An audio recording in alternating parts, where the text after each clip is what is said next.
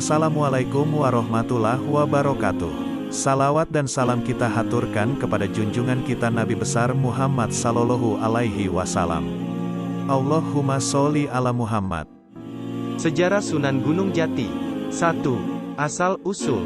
Sebelum era Sunan Gunung Jati berdakwah di Jawa Barat, ada seorang ulama besar dari Baghdad telah datang di daerah Cirebon bersama 22 orang muridnya.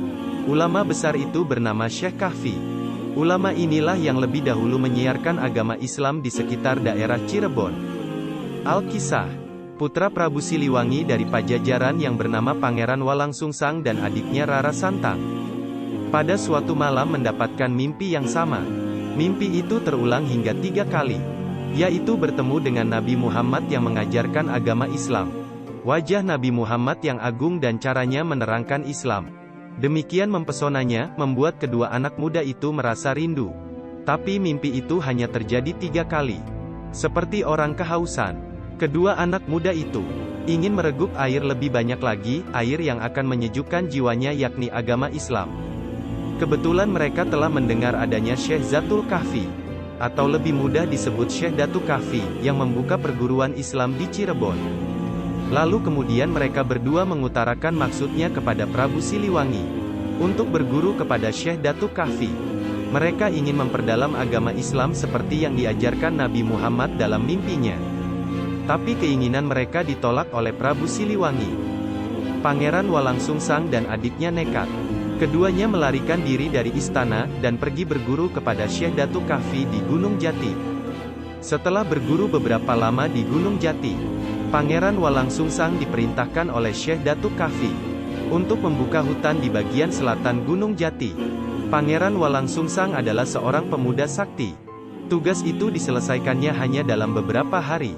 Daerah itu dijadikan pendukuhan yang makin hari banyak orang berdatangan, menetap dan menjadi pengikut Pangeran Walangsungsang. Setelah daerah itu ramai, Pangeran Walangsungsang diangkat sebagai kepala dukuh dengan gelar Cakrabuana. Daerahnya dinamakan Tegal Alang-Alang. Orang yang menetap di Tegal Alang-Alang terdiri dari berbagai ras atau keturunan. Banyak pula pedagang asing yang menjadi penduduknya, sehingga terjadilah pembauran dari berbagai ras. Dan pencampuran itu dalam bahasa Sunda disebut caruban. Maka Tegal Alang-Alang disebut caruban. Sebagian besar rakyat caruban mata pencariannya adalah mencari udang. Kemudian dibuatnya menjadi petis yang terkenal. Dalam bahasa Sunda, petis dari air udang itu, cai rebon.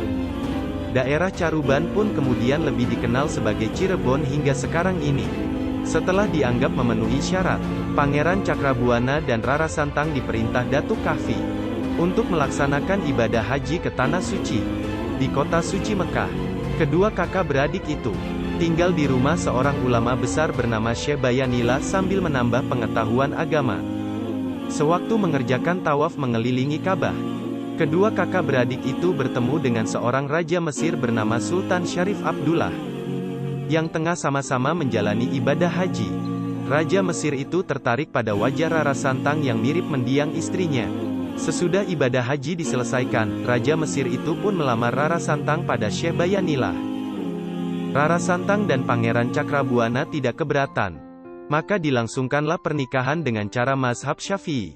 Nama Rara Santang kemudian diganti dengan Syarifah Mudaim. Dari perkawinan itu lahirlah Syarif Hidayatullah dan Syarif Nurullah. Pangeran Cakrabuana sempat tinggal di Mesir selama 3 tahun. Kemudian pulang ke Jawa dan mendirikan negeri Caruban Larang.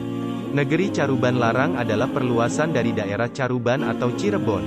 Pola pemerintahannya menggunakan asas Islami. Istana negeri itu dinamakan sesuai dengan putri Pangeran Cakrabuana, yaitu Pakungwati. Dalam waktu singkat, negeri Caruban Larang telah terkenal ke seluruh tanah Jawa.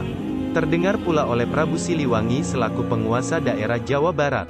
Setelah mengetahui negeri baru tersebut dipimpin putranya sendiri, maka sang raja tidak keberatan walau hatinya kurang berkenan. Sang Prabu akhirnya juga merestui tampuk pemerintahan putranya. Bahkan Sang Prabu memberinya gelar Sri Manggana. Sementara itu, dalam usia muda, Syarif Hidayatullah ditinggal mati oleh ayahnya. Ia ditunjuk untuk menggantikan kedudukannya sebagai Raja Mesir.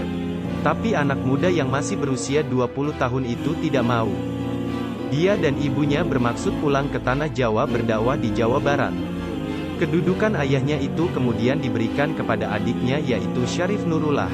Sewaktu berada di negeri Mesir, Syarif Hidayatullah berguru kepada beberapa ulama besar di daratan Timur Tengah. Dalam usia muda itu, ilmunya sudah sangat banyak, maka ketika pulang ke tanah leluhurnya yaitu Jawa, ia tidak merasa kesulitan melakukan dakwah. 2. Perjuangan Sunan Gunung Jati. Sering kali terjadi kerancuan antara nama Fathahillah dengan Syarif Hidayatullah, yang bergelar Sunan Gunung Jati. Orang menganggap Fathahillah dan Syarif Hidayatullah adalah satu, tetapi yang benar adalah dua orang. Syarif Hidayatullah cucu Raja Pajajaran, adalah seorang penyebar agama Islam di Jawa Barat yang kemudian disebut Sunan Gunung Jati. Sedang Fathahillah adalah seorang pemuda Pasai, yang dikirim Sultan Trenggana membantu Sunan Gunung Jati berperang melawan penjajah Portugis. Bukti bahwa Fathahillah bukan Sunan Gunung Jati adalah makam dekat Sultan Gunung Jati yang ada tulisan Tubagus Pasai Fatullah, atau Fathahillah atau Faletehan menurut lidah orang Portugis. Syarif Hidayatullah dan ibunya Syarifah Mudaim datang di negeri Caruban Larang Jawa Barat pada tahun 1475. Sesudah mampir dahulu di Gujarat dan Pasai untuk menambah pengalaman, kedua orang itu disambut gembira oleh Pangeran Cakrabuana dan keluarganya. Syekh Datuk Kahfi sudah wafat. Guru Pangeran Cakrabuana dan Syarifah Mudaim itu dimakamkan di Pasambangan, dengan alasan agar selalu dekat dengan makam gurunya.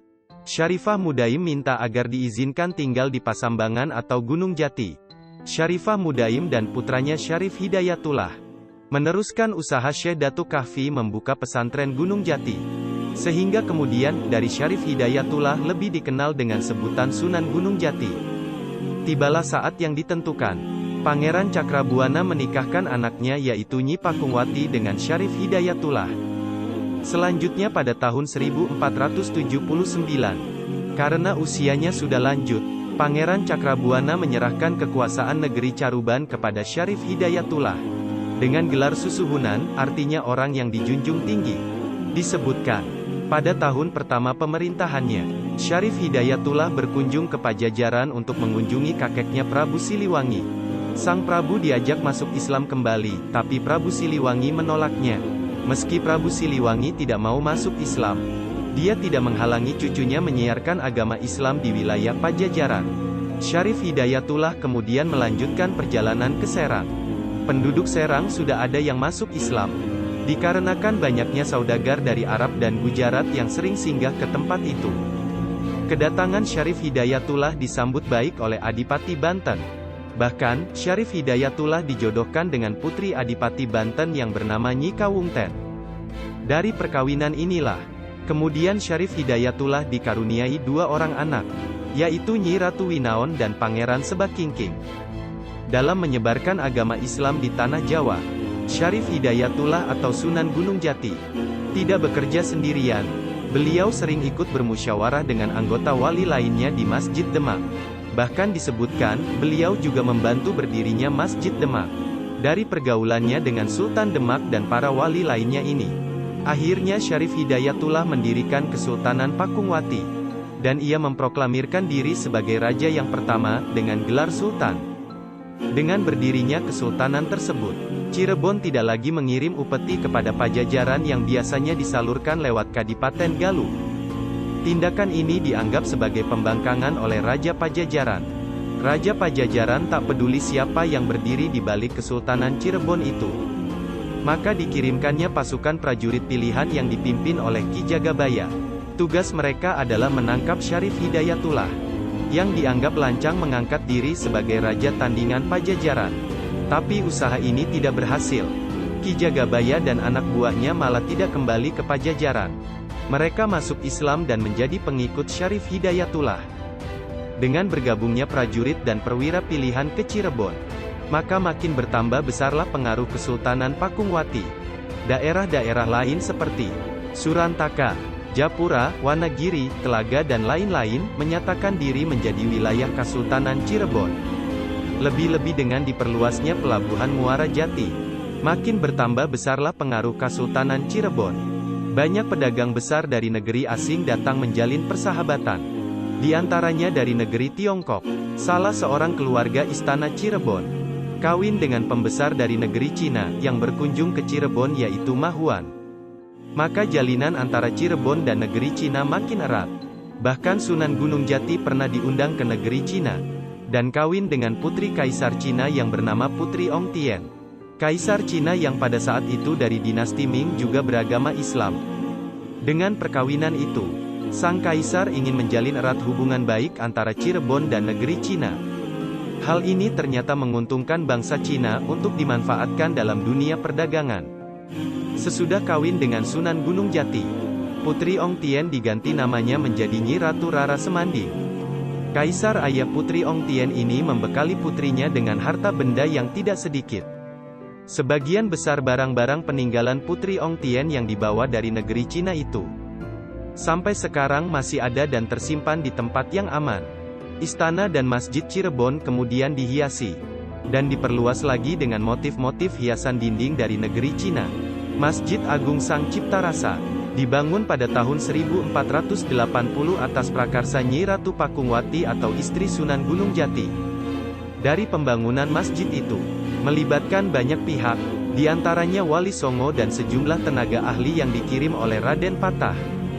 Dalam pembangunan itu, Sunan Kalijaga mendapat penghormatan untuk mendirikan Soko Tatal sebagai lambang persatuan umat. Selesai membangun masjid, diserukan dengan membangun jalan-jalan raya yang menghubungkan Cirebon dengan daerah-daerah kadipaten lainnya untuk memperluas pengembangan Islam di seluruh tanah Pasundan. Prabu Siliwangi hanya bisa menahan diri atas perkembangan wilayah Cirebon yang semakin luas itu. Bahkan wilayah Pajajaran sendiri sudah semakin terhimpit. Pada tahun 1511, Malaka diduduki oleh bangsa Portugis. Selanjutnya mereka ingin meluaskan kekuasaan ke Pulau Jawa. Pelabuhan Sunda Kelapa yang jadi incaran mereka untuk menancapkan kuku penjajahan. Demak Bintoro tahu bahaya besar yang mengancam Kepulauan Nusantara. Oleh karena itu, Raden Patah mengirim Adipati Unus atau Pangeran Sabranglor untuk menyerang Portugis di Malaka. Tapi usaha itu tak membuahkan hasil. Persenjataan Portugis terlalu lengkap dan mereka terlanjur mendirikan benteng yang kuat di Malaka. Ketika Adipati Unus kembali ke Jawa, seorang pejuang dari Pasai Malaka bernama Fatahillah ikut berlayar ke Pulau Jawa. Pasai sudah tidak aman lagi bagi mubalik seperti Fatahillah. Karena itu beliau ingin menyebarkan agama Islam di tanah Jawa. Raden Patah wafat pada tahun 1518. Kedudukannya digantikan oleh Adipati Unus atau Pangeran Sabranglor. Baru saja beliau dinobatkan, muncullah pemberontakan-pemberontakan dari daerah pedalaman. Di dalam usaha memadamkan pemberontakan itu, Pangeran Sabranglor meninggal dunia, gugur sebagai pejuang syahid. Pada tahun 1521, Sultan Demak dipegang oleh Raden Trenggana putra Raden Patah yang ketiga. Di dalam pemerintahan Sultan Trenggana inilah, Fatahillah diangkat sebagai panglima perang yang akan ditugaskan mengusir Portugis di Sunda Kelapa. Fatahillah yang pernah berpengalaman melawan Portugis di Malaka, sekarang harus mengangkat senjata lagi. Dari Demak, mula-mula pasukan yang dipimpinnya menuju Cirebon. Pasukan gabungan Demak Cirebon itu kemudian menuju Sunda Kelapa, yang sudah dijarah Portugis atas bantuan Pajajaran. Mengapa Pajajaran membantu Portugis? Karena Pajajaran merasa iri dan dendam pada perkembangan wilayah Cirebon yang semakin luas. Ketika Portugis menjanjikan bersedia membantu merebut wilayah Pajajaran yang dikuasai Cirebon, maka Raja Pajajaran menyetujuinya. Mengapa pasukan gabungan Demak Cirebon itu tidak dipimpin oleh Sunan Gunung Jati? Karena Sunan Gunung Jati tahu, dia harus berperang melawan kakeknya sendiri. Maka diperintahkannya Fatahillah memimpin serbuan itu. Pengalaman adalah guru yang terbaik. Dari pengalamannya bertempur di Malaka, tahulah Fatahillah titik-titik lemah tentara dan siasat Portugis. Itu sebabnya dia dapat memberi komando dengan tepat. Dan setiap serangan Demak Cirebon selalu membawa hasil gemilang. Akhirnya Portugis dan Pajajaran kalah. Portugis kembali ke Malaka, sedangkan Pajajaran cerai-berai tak menentu arahnya. Selanjutnya Fatahillah ditugaskan mengamankan Banten dari gangguan para pemberontak, sisa-sisa pasukan Pajajaran. Usaha ini tidak menemui kesulitan, karena Fatahillah dibantu putra Sunan Gunung Jati yang bernama Pangeran Sebakingking. Di kemudian hari, Pangeran Sebakingking ini menjadi penguasa Banten dengan gelar Pangeran Hasanuddin. Fathahillah kemudian diangkat segenap adipati di Sunda Kelapa, dan merubah nama Sunda Kelapa menjadi Jayakarta, karena Sunan Gunung Jati selaku Sultan Cirebon telah memanggilnya untuk meluaskan daerah Cirebon agar Islam lebih merata di Jawa Barat. Berturut-turut Fathahillah dapat menaklukkan daerah Talaga, sebuah negara kecil yang dikuasai Raja Buddha bernama Prabu Pacukuman. Kemudian Kerajaan Galuh yang hendak meneruskan kebesaran Pajajaran lama. Raja Galuh ini bernama Prabu Cakraningrat dengan senopatinya yang terkenal yaitu Arya Kiban. Tapi Galuh tak dapat membendung kekuatan Cirebon. Akhirnya raja dan senopatinya tewas dalam peperangan itu. Kemenangan demi kemenangan berhasil diraih Fathahillah. Akhirnya Sunan Gunung Jati memanggil ulama dari Pasai itu ke Cirebon. Sunan Gunung Jati menjodohkan Fathahillah dengan Ratu Wulung Ayu. Sementara kedudukan Fathahillah selaku Adipati Jayakarta kemudian diserahkan kepada Ki Bagus Angke. Ketika usia Sunan Gunung Jati sudah semakin tua, beliau mengangkat putranya yaitu Pangeran Muhammad Arifin sebagai Sultan Cirebon kedua, dengan gelar Pangeran Pasara Pasarean. Fathahillah yang di Cirebon sering disebut Tu Bagus atau Kiai Bagus Pasai, diangkat menjadi penasehat sang Sultan. Sunan Gunung Jati lebih memusatkan diri pada penyiaran dakwah Islam di Gunung Jati atau pesantren Pasambangan. Namun 5 tahun sejak pengangkatannya, mendadak Pangeran Muhammad Arifin meninggal dunia mendahului ayahandanya. Kedudukan Sultan kemudian diberikan kepada Pangeran Sebakingking, yang bergelar Sultan Maulana Hasanuddin, dengan kedudukannya di Banten. Sedang Cirebon walaupun masih tetap digunakan sebagai kesultanan, tapi sultannya hanya bergelar Adipati, yaitu Adipati Carbon I. Adipati Carbon I ini adalah menantu Fathahillah yang diangkat sebagai Sultan Cirebon oleh Sunan Gunung Jati. Adapun nama aslinya Adipati Carbon adalah Arya Kamuning. Sunan Gunung Jati wafat pada tahun 1568 dalam usia 120 tahun. Bersama ibunya dan Pangeran Cakrabuana, beliau dimakamkan di Gunung Sembung. 2 tahun kemudian, wafat pula Kiai Bagus Pasai. Fathahillah dimakamkan di tempat yang sama. Makam kedua tokoh itu berdampingan, tanpa diperantarai apapun juga. Berikut salah satu kisah spiritual Sunan Gunung Jati. Jika ingin menjadi manusia istimewa, bergurulah kepada Muhammad. Syarif Hidayatullah merasa setengah tidak percaya terhadap amanat yang tertera dalam buku itu. Namun, dalam setiap tidurnya, ia selalu bermimpi melihat cahaya yang mengeluarkan suara. Hai Syarif Hidayatullah, dengarkanlah petunjukku. Jika engkau ingin menjadi manusia mulia, sehingga dapat mengimbangi keramat Nabi, carilah dan bergurulah kepada Muhammad. Dalam hatinya, ia merasa pedih mengenang nasibnya yang tidak berdaya, sehingga tidak ada yang dapat menuntun mengkaji ilmu. Meskipun demikian, hatinya teguh hendak menuruti petunjuk kitab dan panggilan mimpi. Ia memohon diri kepada ibunya dan sudah tak dapat dicegah lagi kemauannya. Ia tidak tertarik pada kedudukan sebagai raja. Syarif Hidayatullah mulai mengembara mencari Nabi Muhammad.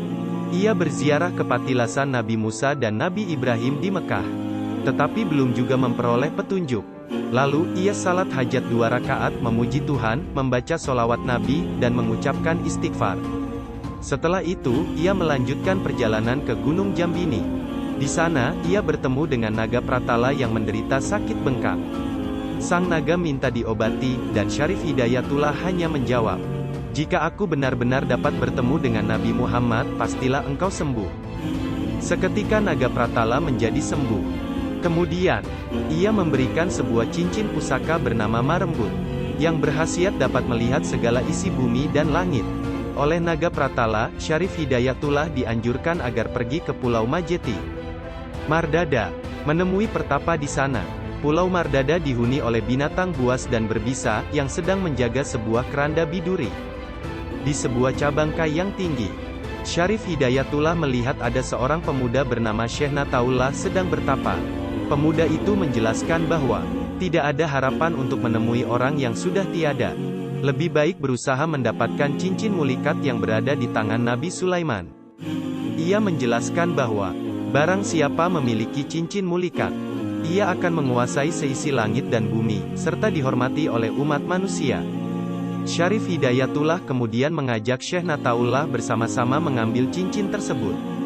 Ketika Syarif Hidayatullah berada di makam Nabi Sulaiman, jenazah Nabi Sulaiman seolah-olah hidup dan memberikan cincin mulikat kepadanya. Syekh Nataullah mencoba merebut cincin tersebut tetapi tidak berhasil. Tiba-tiba meledaklah petir dari mulut Nabi Sulaiman, sehingga yang sedang mengadu tenaga memperebutkan cincin tersebut terlempar. Syekh Nataullah melesat jatuh di Pulau Jawa, sedangkan Syarif Hidayatullah jatuh di Pulau Serandil. Cerita dalam pupu ini diselingi oleh kisah Rara Santang yang merindukan Syarif Hidayatullah. Sudah 10 tahun Rara Santang ditinggal putranya. Ia selalu berdoa agar anaknya mendapat lindungan Tuhan Yang Maha Kuasa. Tiba-tiba ia mendengar suara, ujarnya, "Anakmu yang muda itu akan menjadi raja, keratonnya di Bani Israel, bergelar Abdul Sapingi. Jika engkau benar-benar merindukan anakmu Syarif Hidayatullah, sebaiknya kembalilah engkau ke Pulau Jawa." Akhirnya, Rara Santang kembali ke Pulau Jawa, menantikan anaknya di Gunung Jati menuruti pesan Syekh Datuk Kahfi. Cerita kembali ke Syarif Hidayatullah yang jatuh di Gunung Surandil. Di sana, ia melihat sebuah kendi berisi air surga yang sangat harum baunya. Kendi itu mempersilahkan Syarif Hidayatullah meminumnya, karena ia hanya menghabiskan setengahnya. Kendi itu meramalkan bahwa kesultanan yang kelak akan didirikan olehnya tidak akan langgeng. Meskipun kemudian air kendi itu dihabiskan, namun yang langgeng hanyalah negaranya, bukan raja-rajanya. Setelah berkata demikian, kendi itu pun lenyap. Syarif Hidayatullah kemudian bertemu dengan Syekh Kamarullah. Atas anjurannya, Syekh Kamarullah pergi ke Jawa dan menetap di Gunung Muria dengan gelar Syekh Ampel Denta. Dengan demikian, sudah 4 orang syekh dari Mekah yang tiba di tanah Jawa. Suatu ketika, Nabi Ilyas menyamar sebagai seorang wanita pembawa roti. Ia menawarkan kepada Syarif Hidayatullah bahwa rotinya adalah roti surga, dan barang siapa yang memakan roti itu, ia akan mengerti berbagai macam bahasa, Arab, Kures, Asi, Pancingan, Inggris, Cina, Turki. Nabi Ilyas juga memberi petunjuk bahwa jika hendak mencari Muhammad, ikutilah seseorang yang menunggang kuda di angkasa, dialah Nabi Khidir yang dapat memberi petunjuk. Wanita pemberi petunjuk itu hilang seketika, dan tiba-tiba di angkasa tampak seorang penunggang kuda. Syarif Hidayatullah melesat ke angkasa, lalu membonceng di ekor kuda. Nabi Khidir penunggang kuda menyentakkan kudanya hingga Syarif Hidayatullah terpelanting, dan jatuh di negeri Ajrak di hadapan Abdul Sapari. Abdul Sapari memberinya 2 butir buah kalambuksan. Sebuah dimakan habis oleh Syarif Hidayatullah, dan terasa manis sekali, sementara sebuah lagi disimpan untuk lain waktu. Abdul Sapari menyatakan bahwa tindakan itu menjadi pertanda bahwa kelak akan timbul tantangan-tantangan di saat Syarif Hidayatullah menjadi sultan. Tidak demikian halnya jika 2 buah itu dihabiskan sekaligus. Akhirnya, buah kalambuksan yang sebuah lagi segera dimakan. Namun rasanya sangat pahit dan sangat menyakitkan, seperti sakitnya orang menghadapi sakratul maut. Ia pingsan seketika. Abdul Sapari segera memanggil Pati Sadasatir untuk memasukkan Syarif Hidayatullah ke bubungan masjid. Dari situ, Syarif Hidayatullah miraj ke langit. Dalam perjalanan miraj, pertama kali ia sampai di pintu dunia, dan melihat orang-orang yang mati sabil, serta mukmin yang alim dan kuat beribadat. Di langit kedua, ia bertemu dengan roh-roh wanita yang setia dan patuh pada suami. Di langit ketiga, ia bertemu dengan Nabi Isa, yang menghadiahkan nama Syarif nama tunggal. Di langit keempat, ia bertemu dengan ribuan malaikat yang dipimpin oleh Jibril, Mikail, Israfil, dan Israel. Para pemimpin malaikat juga memberinya nama. Antara lain, malaikat Jibril memberi nama Syekh Jabar, Mikail memberi nama Syekh Surya, Israfil memberi nama Syekh Sekar, dan Israel memberinya nama Syekh Garda Pangisepsari. Di langit kelima, ia bertemu dengan ribuan nabi, antara lain, Nabi Adam, Nabi Ibrahim, Nabi Musa. Mereka juga menghadiahi nama baru bagi Syarif Hidayatullah. Nabi Adam memberi nama Syekh Kamil, Nabi Ibrahim memberi nama Saripula, dan Nabi Musa memberi nama Syekh Marun. Selanjutnya, Syarif Hidayatullah melihat neraka, dinding jalal, dan meniti Siratal Mustaqim. Akhirnya, ia tiba di langit ketujuh, dan melihat cahaya terang benderang. Di langit ketujuh, Syarif Hidayatullah bertemu dengan Nabi Muhammad yang sedang tafakur. Nabi Muhammad menjelaskan bahwa ia sudah meninggal. Karena itu, ia tidak boleh mengajar umat manusia. Apalagi karena di dunia sudah ada wakilnya, yakni para fakir, haji, kitab Al-Quran, puji-pujian, dan segala macam ilmu telah lengkap di dunia. Akan tetapi, Syarif Hidayatullah berkeras tak mau berguru pada aksara. Ia ingin mendengar penjelasan langsung dari Nabi Muhammad, terutama tentang makna asasi kalimat syahadat dan perbedaannya dengan zikir satari. Nabi Muhammad menjawab pertanyaan-pertanyaan Syarif Hidayatullah, dan menganugerahkan jubah akbar. Syarif Hidayatullah diperintahkan agar pergi ke Tanah Jawa, dan berguru kepada Syekh Nurjati di Gunung Jati, serta tetap memelihara dan menjaga syariat. Syarif Hidayatullah lalu turun dari langit ketujuh ke puncak Masjid Sungsang di Ajrak, dan kembali ke Gunung Jati.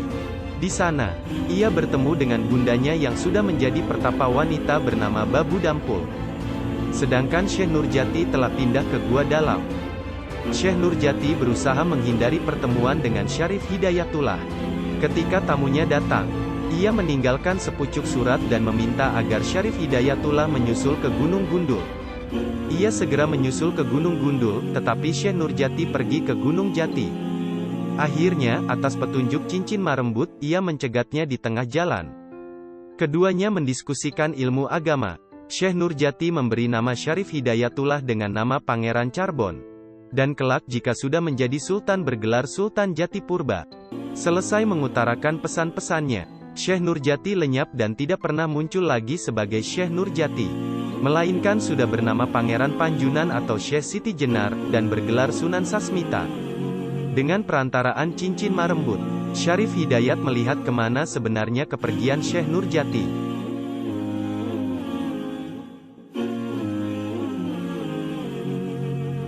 Cukup sekian penjelasan oleh saya, sampai jumpa di video selanjutnya. Wassalamualaikum warahmatullahi wabarakatuh.